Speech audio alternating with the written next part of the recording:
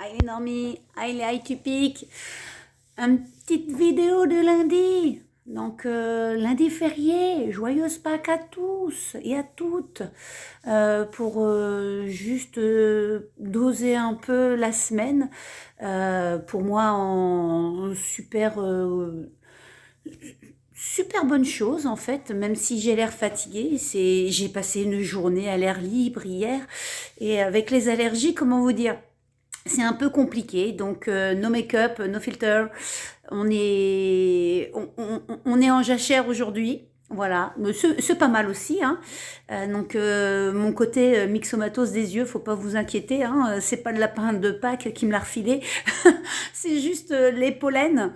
Donc hier j'ai été à une superbe petite animation en campagne comment on appelle ça, de course de voiture, de caisse à savon.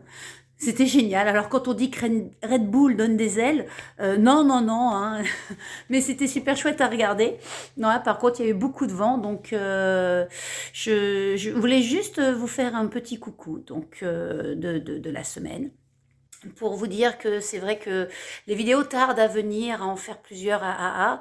Comme je vous ai dit, je suis pas super à l'aise en vidéo et se sentir légitime pourtant quand on l'est, c'est un peu, comment on appelle ça, le syndrome de l'imposteur. Donc c'est toujours compliqué quand on sait beaucoup de choses, quand on les énonce, de se faire comprendre par nos pairs. Déjà. Donc quand je parle de nos pères, je parle pas de notre père, notre papa. Exemple, mon médecin, où je le forme actuellement et l'informe sur les hormones et l'hormonobiologie pour avoir mon traitement bioidentique, où on n'en parle toujours pas assez. Je rappelle que dans dans la conception de notre être, dans les premières semaines de notre conception, la première chose qui vient, c'est la vésicule. La deuxième, c'est notre cœur. La troisième, c'est la thyroïde. Vient ensuite les intestins et ensuite le cerveau, et pas l'inverse. Donc nos gonades sexuelles suivent en même temps. Il faut savoir que tout est relié, on ne le dira jamais assez. Et beaucoup de problèmes de santé pourraient être évités si on passait par cette vérification systématique à partir de certains âges importants de nos vies, pour voir où en sont nos hormones sexuelles comme nos hormones de thyroïde. Donc c'est bien de vouloir faire des probiotiques, c'est bien de vouloir gérer ses intestins pour le cerveau. Parce que c'est vrai que quand on a les intestins en dysbiose, il nous arrive souvent des idées de merde. Il n'y a qu'à voir ce qui se passe actuellement dans notre état et par qui on est dirigé pour comprendre que certaines choses provoquent des dysbioses et provoquent des idées de merde. Des choses à chier. Donc voilà, et puis qui pète plus haut que son cul se chie dessus. Mais voilà, on va essayer de passer, ça c'est mon côté affreux. Mais je l'assume. Ce que je voulais dire, c'est qu'à partir du moment où on commence à visualiser les hormones assez tôt, que ce soit les œstraux, la progesto, la testo, la DHEA, à partir du moment où on a ces 4 dosages qu'on peut faire peut-être tous les 6 ans, on peut savoir comment se supplémenter en hormones bioidentiques, peu importe l'âge, parce qu'en fait, il faut savoir qu'à chaque fois que nous manquons d'une hormone, peu importe laquelle, nous créons une dysbiose, qu'elle soit vaginale ou intestinale. Ça provoque une dysbiose. Une dysbiose provoque des carences provoquent de gros problèmes. Donc voyez bien qu'au lieu de prendre la dysbiose à part, où on doit générer une alimentation et beaucoup de supplémentation, parce que je le rappelle encore, la supplémentation alimentaire, que ce soit en magnésium, en sélénium, en potassium et en vitamines des groupes B, ce n'est pas quelque chose à exclure, c'est quelque chose à inclure pratiquement quotidiennement dans votre vie. Parce que nous le rappelons encore, notre alimentation s'est beaucoup appauvrie, on ne peut pas dire autrement, elle s'est tellement appauvrie que nos gonades, du haut comme du bas, ne peuvent pas gérer et synthétiser grâce à notre foie les vitamines nécessaires à un bon fonctionnement optimal de votre corps et de votre cerveau. Je suis atteinte du trouble de syndrome autistique et TDAH. On le voit, on l'entend, c'est pas voilà, mais je suis atteinte aussi du syndrome Ehlers dans l'os. Dans ce syndrome Ehlers dans l'os, nous sommes 33% sous-diagnostiqués atteints de TSA, de TND, tout simplement. On va éviter de mettre toujours une grosse 30 000 étiquettes, donc de TND. C'est pas nouveau. Comme il n'est pas nouveau dans le TSA, et même là, j'ai l'impression que c'est une découverte dans le TSA, dans les TND en général, et la SED. Donc, on peut se dire, tiens, il y a quelque chose qui résonne pour ceux qui ont une arborescence comme la mienne. Tout ce qui est fertilité, endométriose, adénomiose, syndrome polykystique, fibrome, on y est de plus en plus confronté, mais on ne, bizarrement, jamais on ne nous dose nos hormones. Jamais on nous les dose, pas avant la périménopause. Et encore, faut pleurer la plupart du temps. C'est quand on exprime quelque chose de je me sens plus moi, je me sens pas bien, j'ai l'impression d'être, comment appelle-t-on ça? Ah, ça me met tellement en colère que j'en perds mes mots aujourd'hui. On a l'impression d'une dissociation de temps en temps, même tout le temps, et dans le TSA, TDAH encore plus, mais c'est hormonal. Et je vais vous le dire pourquoi c'est hormonal. Parce que là, moi, j'ai demandé à mon médecin généraliste, et je remercierai encore jamais assez les pages d'hormones bioidentiques, le combat d'hormonologique, et Madame Danielle Gingras, gynécologue que j'ai découverte sur Facebook, canadienne, qui a récemment fait un mémoire parlant de l'hormonobiologie, de l'hormonothérapie, bioidentique où on inclut la testo, ben oui, mesdames, messieurs, arrêtez de penser qu'on n'en a pas, on en a. Voilà, si on a des cheveux, mesdames, c'est parce qu'on a de la testo s'abaisse, nos cheveux tombent. Pareil pour messieurs, votre testo s'arrête, elle baisse, elle chute sur le long avec l'andropause, croyez pas que vous y échappez. Pensez pas que c'est une légende urbaine. À un moment donné, la prise de vent de chez vous, votre humeur à chier vers la quarantaine, faut pas se demander d'où elle vient. Vous fabriquez aussi par aromatase dans votre foie une dose d'œstrogène parce que vous perdez de la testo. Tout simplement parce que le gras se transforme en œstrogène. Voilà. Donc à un moment donné, à quel moment vous commencez à réfléchir et à être acteur au lieu, enfin d'être acteur, d'arrêter d'être acteur pour être enfin producteur. Voilà, ça commence à me saouler un peu, parce que là j'ai encore entendu ma propre sœur qui a 18 mois de moins que moi, très compliqué à prononcer quand le nez commence à se boucher. Et je la vois me dire qu'elle est pas bien, où on lui a donné des super cachets, mais phénoménaux pour dépression.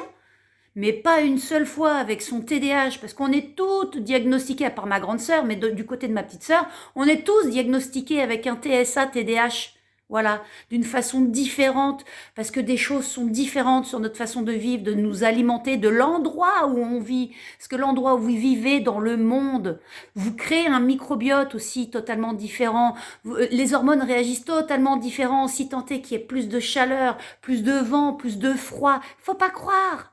Tout est lié. Nous ne sommes qu'une cellule. Nous ne sommes rien. Mais notre cellule interagit avec d'autres cellules. Voilà. La thyroïde est une clé. C'est la clé, c'est la porte de tous vos problèmes. La thyroïde crée les gonades sexuelles. Vous avez un véhicule, mais bordel de merde, entretenez-le. Voilà. Si le moteur va pas, le reste va pas. Si, comme on disait, moi, le foie, je le considère comme un joint de culasse. S'il est trop gras, le moteur, il pète. Et ça, pour tous ceux qui ont une bagnole, vous le savez pourtant, hein? Donc, à un moment donné, retirez-vous les doigts. Voyez que vos hormones sont une clé. Il y a beaucoup de livres qui existent. Je vous enjoins à les lire. J'espère que je vais vous convaincre de chercher des livres sur l'hormonobiologie, sur le fait que la femme a de la testostérone et qu'elle en a besoin d'une petite dose par jour. Parce que la testostérone ne va pas vous amener plus de poils. Elle va pas vous amener des biscottos ni un pénis, mesdames. Il faudrait peut-être vous réveiller. Si vous avez la testostérone, c'est elle qui vous permet d'éviter la sarcopénie, qui évite d'avoir de la prise d'eau dans tout votre corps. C'est elle qui vous empêche justement de prendre du gras devant. Vous voyez là la douille ou pas? C'est celle qui vous empêche de faire des dépressions nerveuses. Ouais, bah ouais, la clarté mentale, le courage, l'envie d'avoir envie, comme dirait Johnny, ça vient de la testostérone, mes petites dames. Comme messieurs, quand ils ont un surplus de testostérone, ils se barrent, ils vous lâchent pour quelqu'un de plus jeune parce qu'elle a sa petite testo qui fonctionne et ça leur donne envie d'avoir envie encore. Voilà, donc messieurs, c'est pareil, comme je vous ai dit, les gougouttes, le ventre, les cheveux qui commencent à tomber, les lobes d'oreilles aussi, comme vos couilles, c'est qu'il y a une chute de testo. Faites-vous doser, basez-vous. Je vous l'ai déjà dit, basez-vous. Que vous ayez 30, 40, 50, basez-vous 60, 70. Même après la ménopause, mesdames, on doit se faire mettre des hormones bioidentiques. Ça existe en patch, en crème, en petites gélules micronisées. C'est pas et éduquer vos médecins, ça va pas faire de vous quelqu'un de conquérant ou quelqu'un qui va les concurrencer. C'est juste être intelligent et leur donner une info qu'ils n'ont pas forcément le temps d'intégrer, que leur école n'a pas voulu leur apprendre, parce qu'ils sont encore bloqués sur des manuels des années 50, voire des années 80, où l'homme, forcément, il y a des technologies pour eux. Par contre, pour la femme, on peut toujours se brosser, comme dirait Martine. Donc, à un moment donné, soyez plus des acteurs. Soyez des producteurs et des productrices de votre santé. TSA, TDAH, attention, vos crises autistiques ne sont pas forcément dues fait de l'autisme. La plupart du temps, il est dû fait aussi tout simplement d'un dérèglement hormonal qui a créé une dysbiose. Je ne fais pas de crise autistique, ou du moins je n'en fais plus. Pourquoi ? J'en ai fait une belle au mois de juin dernier. Je me demandais pourquoi je m'étais changée en Hulk en 30 secondes, même pas. J'ai eu du mal à me relever. Qu'est-ce qu'on m'a prescrit ? De la fluoxétine. Voilà, ce qu'on donne pour les chocs post-traumatiques. Qu'est-ce que ça m'a donné comme sensation ? Envie de gerber pendant plusieurs jours. Incapable de me relever sans avoir du tournis, je ne pouvais même pas conduire. Croyez que c'est une vie pour quand on a un enfant et qu'on doit encore l'élever ? Je crois pas, non. Par contre, il a fallu que je tombe sur ce contenu de Madame Jean Grass sur Facebook et sur celui des hormones bioidentiques pour comprendre d'où venait le problème. Comme une grande, je me suis prise par la main, j'ai fait des recherches et j'ai regardé cliniquement ce qui m'arrivait. Hein, la prise d'eau incontrôlée, le fait que j'ai un SOPK depuis mes 9 ans qui a été déclaré où on connaissait déjà les traitements d'hormones bioidentiques et qu'on n'a jamais voulu donner à toutes ces jeunes filles, à toutes ces femmes qui ont ce problème, qui provoque énormément d'hirsutisme, qui provoque énormément de ventre énorme, qui provoque des douleurs à s'en pendre la tronche tellement on n'en peut plus de recevoir des coups de batte de baseball dans le ventre ou dans le dos. Mais putain de bordel de merde, il y a des solutions qui existent depuis 30 ans. Et on les a toutes mises sous le tapis parce que c'est plus rentable de vous voir malade que de vous prescrire quelque chose qui va vous soulager. Je dis pas que ça va vous soigner. Je dis que ça va vous soulager. Et je dis que ça va calmer un peu le système psychiatrique qui aime bien vous donner des cachetons à gober. Voilà. Moi, ma petite sœur, elle est en pleine périménopause. Pas une seule fois on lui a dosé. Par contre, on lui a donné de quoi dormir, des choses pour les troubles anxieux. Mais bordel, rien que les hormones, rien que le manque de progestérone vous donne des troubles anxieux. Le manque d'œstrogène vous donne une dépression, une démotivation. On est sèche à l'intérieur. Et quand je dis sèche, je ne parle pas que de votre vagin. Je parle cérébralement et dans notre cœur. On est sec, on ne veut plus rien. On ne veut plus voir personne. Déjà, quand on est normal dans cette situation, on commence à ne plus vouloir supporter les gens. Mais alors, quand vous avez en plus un TND, on ne veut plus. Mais on a cette dissociation qui se fait et on a des crises qui sont violentes. Et là, voilà, je suis heureuse aujourd'hui, même malgré ma fatigue qui est juste due aux allergies. Voilà. Et j'arrête pas d'éternuer depuis ce matin, c'est une horreur, même avec mes petits traitements, parce que n'ayant plus d'estomac, je ne peux pas soigner mes allergies au naturel. Donc je dois prendre mon Bilasca, mon Montelukast et que sais-je encore. Tous ces trucs de la pharmacopée. Mais cela me servent. Il y a des bonnes choses en médecine, mais il faut éduquer vos médecins. Donc, cherchez, trouvez les articles, informez vos médecins, évitez de les prendre un peu de haut, soyez sympa avec eux, ils ont d'autres choses à foutre aussi, parce que les pauvres, on les surcharge de tellement de choses qu'ils prennent plus le temps. Mais quand ils prennent le temps, croyez-moi, ça vaut le coup. Bon, je vous avouerai que mon médecin a oublié de me prescrire la testostérone en analyse, parce que moi-même, j'ai oublié de lui demander. Voilà. Mais je pense que si je lui avais demandé la testostérone et la DHEA, il l'aurait fait parce que je lui ai montré les articles. Et je vais encore lui montrer d'autres articles que j'ai mis en mémoire dans mon téléphone pour lui exprimer les choses, pour qu'il puisse, parce qu'il est contre toujours donner forcément les antidépresseurs ou ce genre de choses aux femmes. Il essaye il est jeune encore, il essaye d'apprendre. Donc c'est à nous, quand on a les informations, de les donner aux médecins. C'est à eux ensuite de continuer la recherche, mais comme je vous ai dit, soyez producteurs et ramenez-lui le script. Vous vous connaissez mieux que lui, il n'a pas le temps, sauf si c'est un médecin de famille comme moi où ça fait 15 ans, où il commence à bien me connaître. Mais il savait pas pour le syndrome polykystique, mon médecin qui est parti à la retraite ne l'a pas mis dans le dossier, j'ai dû aller le rechercher dans mes archives à moi pour le rajouter, voyez. Donc, à un moment donné, faites en sorte d'avoir un médecin assez sympa pour vous écouter, pas 3 minutes, mais au moins 15 bonnes minutes, mais ramenez-lui les arguments nécessaires aussi. Hein, et ne le prenez pas de haut. Ce médecin, il a fait de son mieux, il a fait ses études et il soigne. Mais par contre, demandez automatiquement vos traitements et vos analyses. Elles sont prises en charge encore en France. On a encore cette chance-là d'avoir ces analyses prises en charge. Sachez qu'au Canada, ça n'est pas le cas. Sachez qu'au Canada, elles payent leurs hormones bioidentiques. Ici, elles sont prises en charge. Voyez? Donc, messieurs, et arrêtez de vous foutre de la gueule des femmes quand on dit qu'elles ont besoin de testo, parce que c'est le cas. Comme pour vous, si vous en avez, elle chute, je vous ai dit, c'est les oestraux qui montent en aromatase grâce à votre foie et au gras qu'il y a autour que vous ingérez selon ce que vous mangez ou buvez. Voilà. Donc, idem pour madame. Nos glandes surrénales ne peuvent plus forcément prendre le relais comme à une époque où ça pouvait le faire. Ou en même temps, à l'époque, nos mères ne se plaignaient pas, nos grands-parents ne se plaignaient pas. Pour eux, c'était une fatalité que la femme souffre. Sauf que c'est pas une fatalité. J'ai lu certains livres de Daniel Ducré, mais c'est affreux ce qu'on nous fait subir depuis toutes ces années. Donc, prenez soin de vous, mesdames, et arrêtez d'écouter ce côté un peu patriarcal où la plupart des analyses ont encore été faites sur des hommes la plupart du temps ou sur des femmes en bonne santé. On ne peut plus dire que maintenant une femme gynécologiquement est en bonne santé. Si nos glandes surrénales sont polluées, c'est parce qu'on a plein de polluants extérieurs, que ce soit de la teinture de nos vêtements, au parfum qu'on va se mettre sur le corps, au gel douche. Ça va aller avec ce que nous mangeons, ce que nous buvons, ce que nous respirons, les parfums, l'air.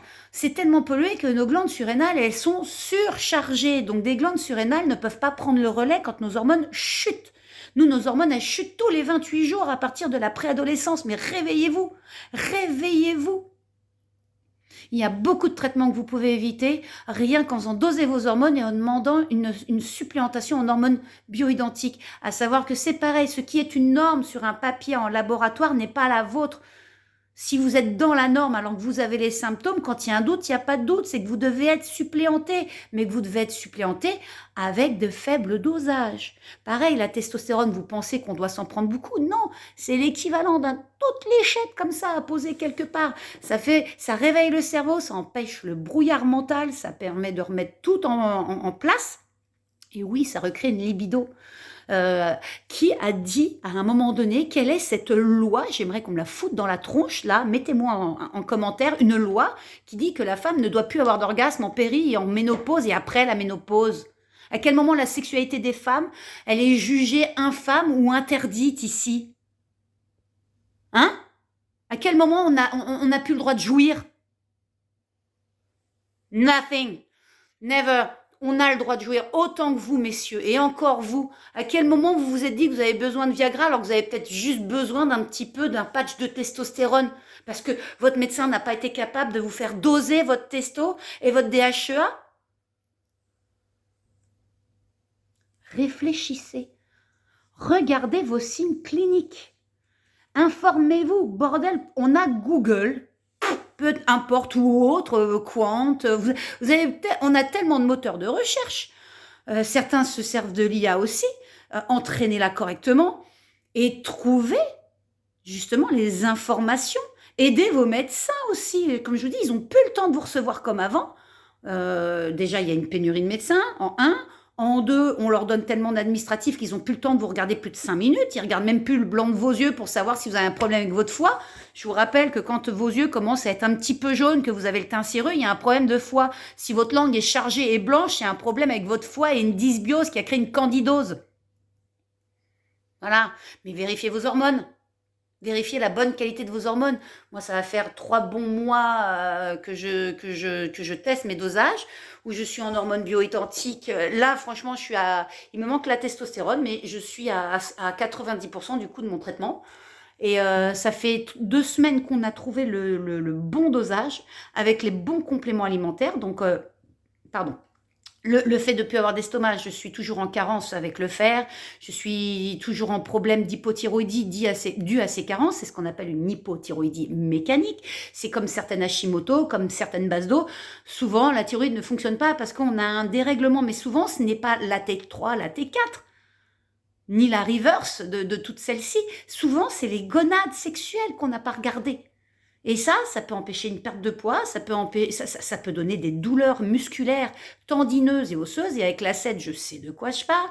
Je puis vous assurer que depuis là, une quinzaine de jours, ouais, ça fait 15 jours, que j'ai les bons dosages pour moi. Mes douleurs dans la SED se sont atténuées. Les crises de Hulk, de She-Hulk, se sont largement et amplement calmées. Enfin, c'est le jour et la nuit. Donc, je me retrouve à un point où je ne me suis jamais retrouvée, c'est-à-dire que je me sens plus calme. Alors, à part là, parce qu'en fait, je suis tombée sur un texte encore d'une conversation relatée, enregistrée, et qui a été ensuite écrite en script d'un médecin et sur une chaîne télé, d'un médecin en gynécologie et d'un autre médecin qui n'en a rien à faire. Et mon Dieu, mais ça met en colère de voir qu'on va nous donner des cachets toute notre vie pour des dépressions, où on revient au terme d'hystérique, au lieu de regarder le problème. Le problème, c'est souvent la perte hormonale. On la vit tous les mois, nous, les femmes. Tous les mois. Donc à un moment donné, au lieu de nous doser tout le temps la T4, la T3, ce serait peut-être bien de commencer à doser tout ce qui est en bas.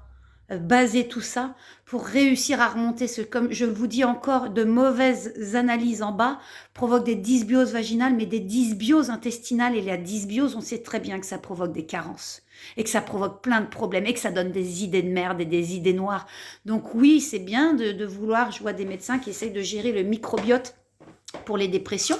Donc ça peut aider un temps. Le problème, c'est que si on ne gère pas les hormones avant ou même après, ou pendant, on va se retrouver avec une récurrence.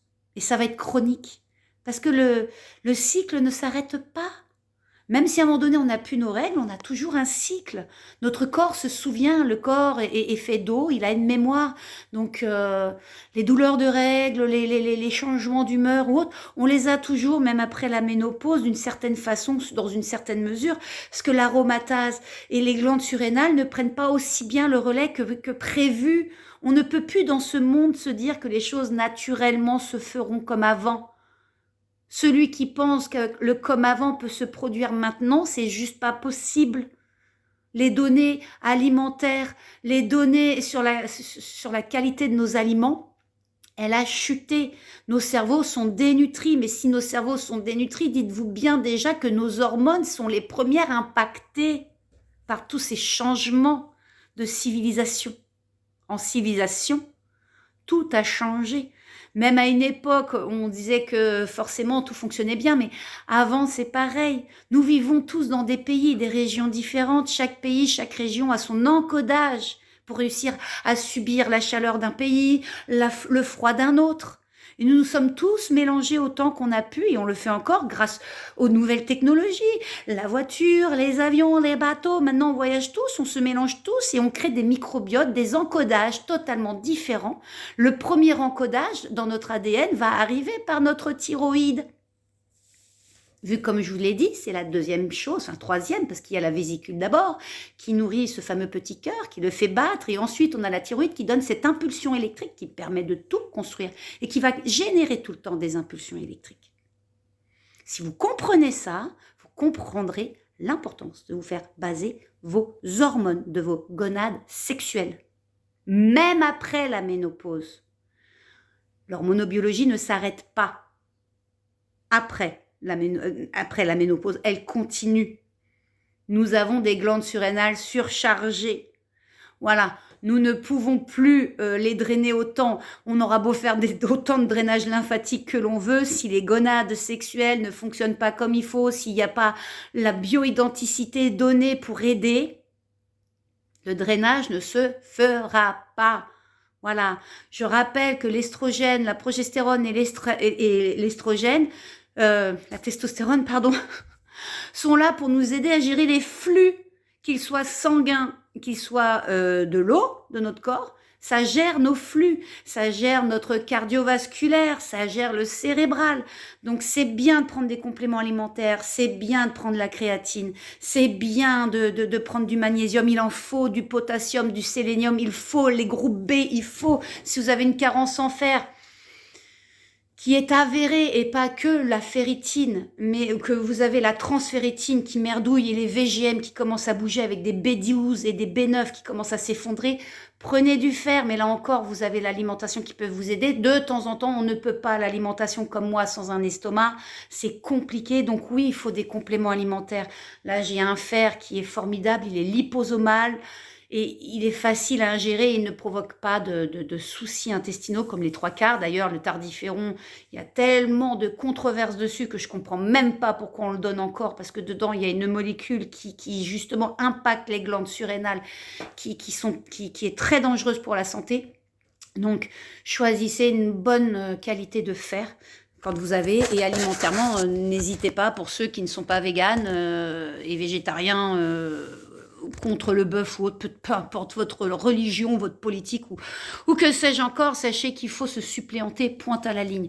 Et que le végétal ne fait pas tout parce qu'il n'est pas héminique, et c'est le héminique qui permet la transition de la B12 comme il faut. Donc, et pour les personnes qui ont un TND.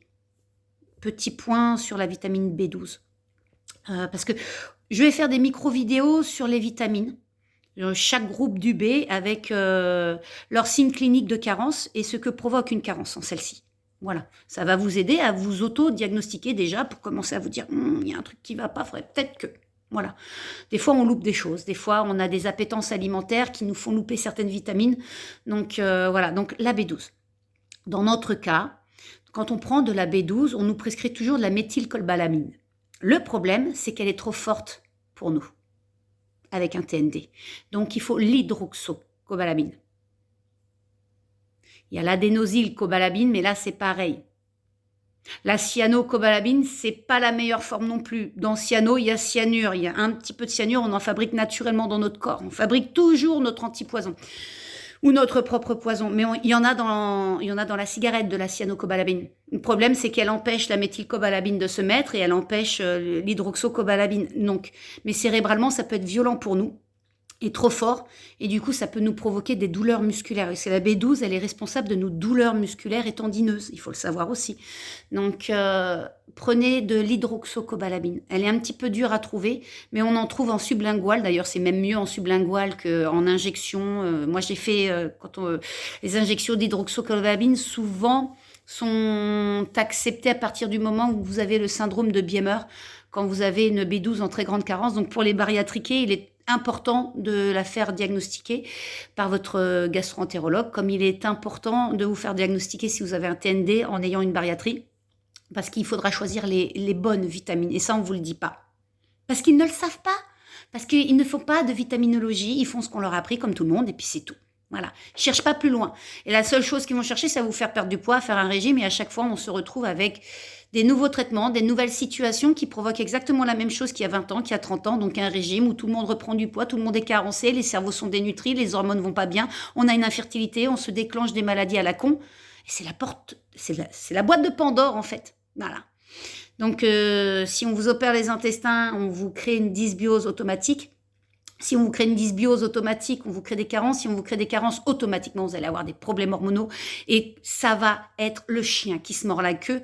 Parce qu'à chaque fois, on réglera vos carences sans régler le problème hormonal et sans ensuite régler le problème de la dysbiose.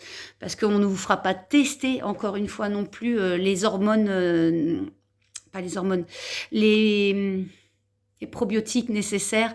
Donc ça, vous allez faire une petite analyse au laboratoire avec vos selles pour savoir de quelle dysbiose vous souffrez et quelles bactéries il faudrait remettre dans vos intestins. Mais avant tout ça, il faudrait vérifier que vos hormones aillent bien. Parce que là, pareil, si on vous remet les bonnes bactéries et que vos hormones ne vont pas bien, on retourne 3 à 4 mois après dans le même problème. Voilà. Pour stabiliser, on vérifie ses hormones. Pour tous. Bon, bah sur ce, maintenant qu'on a passé la journée des cloches et des œufs et que je viens de vous parler de vos propres œufs, je vous fais un gros bisou. Fallait que ça sorte. Voilà, fallait, comme dirait Shrek, ou sa femme, je ne sais plus, c'est mieux quand c'est dehors que dans dedans.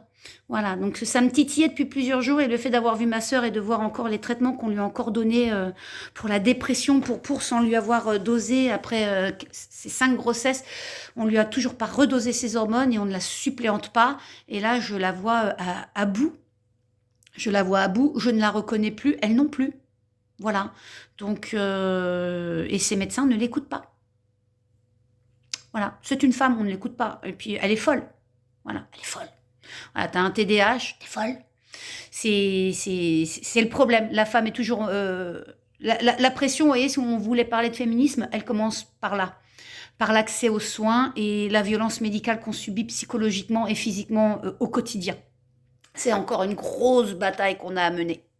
Voilà, moi je l'amène de mon côté en formant mon médecin, en formant mon kiné sur la CED, parce que mon kiné connaissait pas trop le syndrome Ehlers-Danlos, donc il apprend avec moi et mon fils, comme il apprend un peu en nutrition avec moi pour les personnes qui sont bariatriquées, comme ils apprennent tous en fait, je forme mes médecins à ce que moi j'ai le temps de m'informer et à apprendre, et je leur donne, parce que j'ai des médecins qui sont humains. Essayez de trouver un médecin humain ou rendez-le humain, amenez, comme je le fais, de vraies études. Comprenez-les et pas qu'en diagonale. Il faut les convaincre de leur bien fondé. À partir du moment où vous leur transmettez quelque chose qui est bien construit, comme à tout le monde, il y a une écoute, surtout quand c'est pour soigner. Et s'ils aiment vraiment leur métier, ils le feront. Voilà. Je vous embrasse encore, joyeuse Pâques, joyeuse cloche, et attention, prochain confinement énergétique qui va se pointer. Ils n'ont pas réussi avec la coco, on va retenter cette année. Voilà, je le sens, c'est une intuition, mais plus je l'ai depuis 1 mois, 2 mois, ça fait 2 mois que j'en parle et on m'écoutait pas. Et là, bizarrement, on me donne l'actualité ce jour me donne raison. Donc j'espère que tout va bien se passer. Pensez à vous occuper, pensez à trouver des choses agréables, coupez les infos. 1 fois par semaine au moins pour vous renseigner de 2 ou 3 choses dont vous avez besoin, mais coupez les infos, faites du bricolage, maquillez-vous mesdames, coiffez-vous, habillez-vous, même pour sortir les poubelles, faites-vous belle. Voilà, ne restez pas dans l'inactivité cérébrale, ne restez pas dans le néant cérébral, prenez des livres, réouvrez-les, enlevez la poussière qu'il y a dessus et tournez les pages. Voilà, comme dans votre vie, tournez les pages de la connerie des gens. Au revoir.